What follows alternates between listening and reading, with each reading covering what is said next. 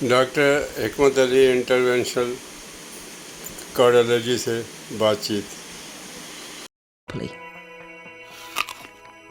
When you eat food that contains carbohydrate, it's broken down in the stomach and digestive system into glucose, which is a type of sugar.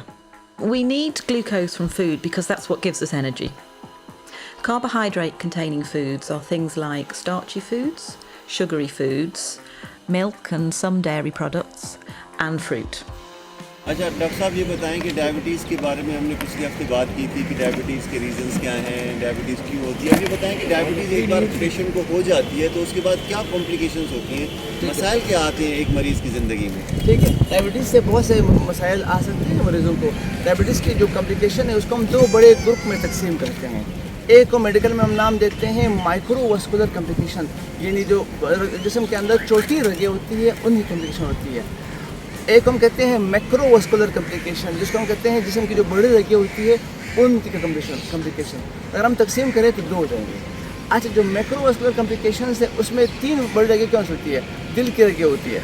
تو جو heart attacks ہے یہ جو diabetes کی macro vascular complications ہے, number ایک. Number دو جو ہم کہتے ہیں کہ جو اسٹروکس ہے, ٹھیک ہے, یہ جو ہے دل کی بڑی رگیں ہوتی ہے, اسے کہتے ہیں اسٹروک جو ہے نا میکرو واسکولر کمپلیکیشن ہے. جس سے جو گردے ہوتے ہیں خراب ہوتے ہیں, یہ بھی آپ کے پاس کمپلیکیشن ہوتی ہے. اس کے علاوہ جو چھوٹی رگیں ہوتی ہے, جیسے ہماری باڈی کے اندر نیورونز ہوتے ہیں وہ بھی ڈیمیج ہوتے ہیں. اسے کہتے ہیں ڈائبٹک نیوروپیتھی. آنکھوں کے اندر جو خرابی ہوتی ہے, نظر خراب ہوتی ہے, اسے کہتے ہیں ڈائبٹک ریٹینوپیتھی. تو آنکھوں کی خرابی, کسی حد تک گردے کی خرابی اور جسم کے جو کرنٹ کی رگیں ہیں, نیورونز کہتے ہیں, ان کی خرابی کو ہم کہتے ہیں مائکرو واسکولر کمپلیکیشن. اور جو فالج ہے, اسٹروک ہے, دل کے اٹیک ہے, ٹھیک ہے, اور گردے ہیں, یہ آپ کے آتے ہیں میکرو واسکولر کمپلیکیشن میں, یہ آتے ہیں میرے.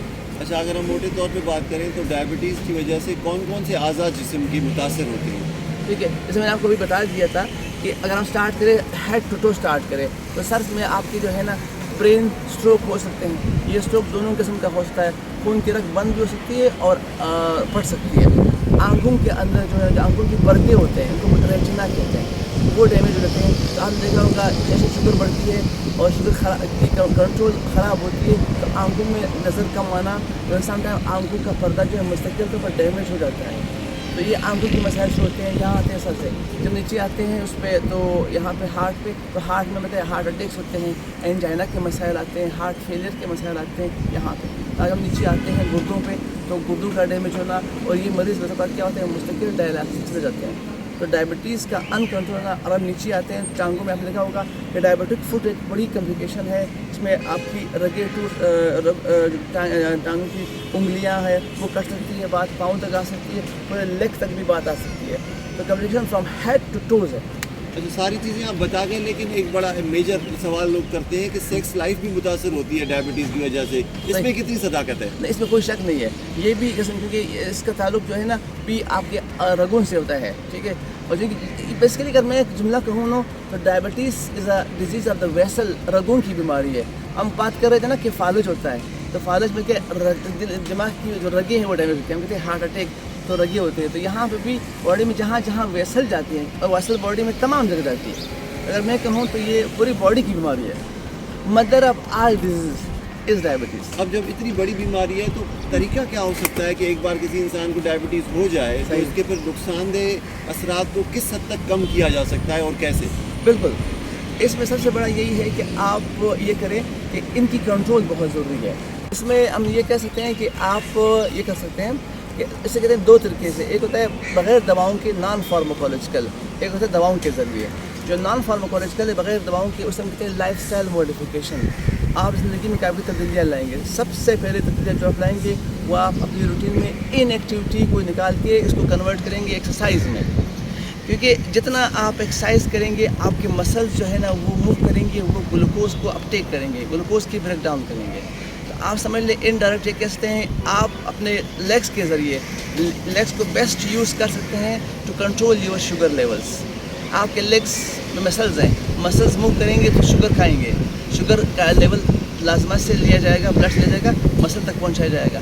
تو جب آپ کا شوگر لیول پلازما سے لیا جائے گا, خون سے لیا جائے گا, مسل میں جوڑا جائے گا, تو آپ کا لیول پلازما کے اندر یا بلڈ کے اندر کم ہو جائے گا. نمبر ایک.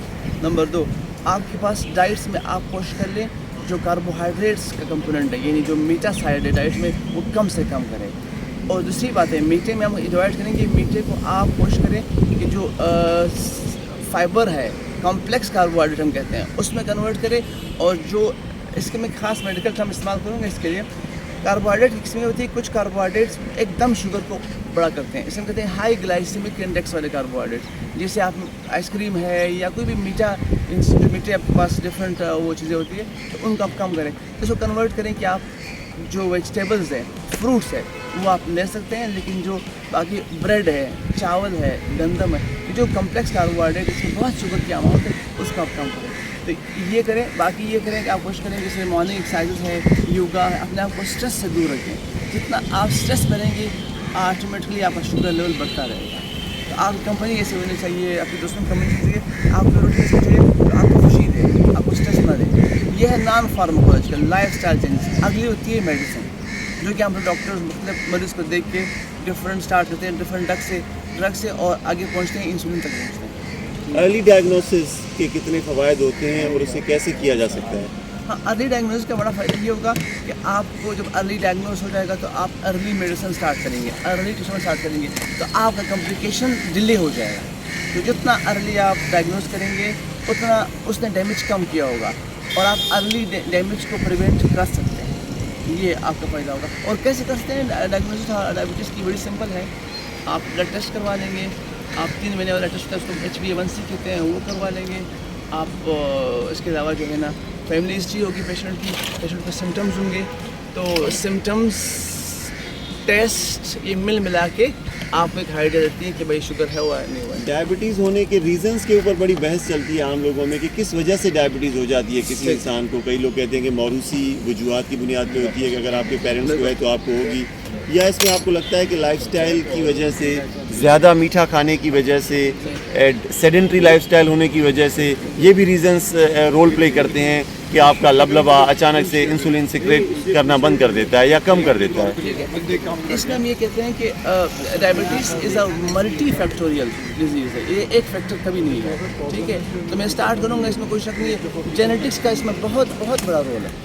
अगर ये बीमारी आपके वालिदैन को है, आपकी फैमिली में चलती है, तो आपको तो ये मतलब ज़्यादा चांसेस है कि आपको बीमारी होगी। तो genetics is one of the strongest factor जो कि हमारे हैं। दूसरी बात है कि इसमें मैं बताऊँ, एक और बात बताऊँ, जो हमारी साउथ एशियन एथनिसिटी है, हम साउथ एशियंस है, तो हमें बहुत ज़्यादा चांस है कि हमें डायबिटीज़ हो जाए।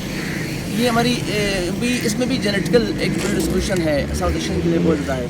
तीसरा जो हम ये कह सकते हैं, जब जिस बंदे को इंसुलिन पर रखा जाता है, इसका मतलब ये है कि इसके ज़रा सा टाइट कंट्रोल रखना होता है, क्योंकि अगर आप उनको, मैंने आपको कहा था ना, अगर आप शुगर कंट्रोल में नहीं रखेंगे, तो अगर कोई शुगर 300-400 चल रही है, मतलब ये कट ऑफ है, उसकी मॉर्निंग फास्टिंग भी 400 में चल रही है, और उसकी तो ये शुगर कब तक चलेगी? ये तो एक महीने के अंदर बहुत मैसिव डैमेज लाएगी। प्लीज़ लाइक करें, सब्सक्राइब करें, शेयर करें। शुक्रिया।